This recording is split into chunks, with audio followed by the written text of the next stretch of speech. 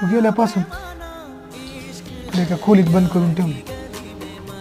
आठवण आली की इथंच येतो. तुझा सुगंधही अजूनही या वडणीत आहे.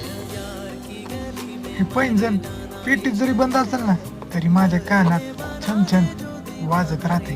आता माझ्या हातात तरी काय आणि हे प्रेम आठवायचं नसतं, साठवायचं असतं. आता पण प्रेम आहे तुझ्यावर, पण हे तुला कधीच सांगू शकत नाही. आणि आधी लय वेगळं होतं आणि आता लय वेगळं. या मोर पिसाची तर आठवण तुला काही सांगू शकत नाही.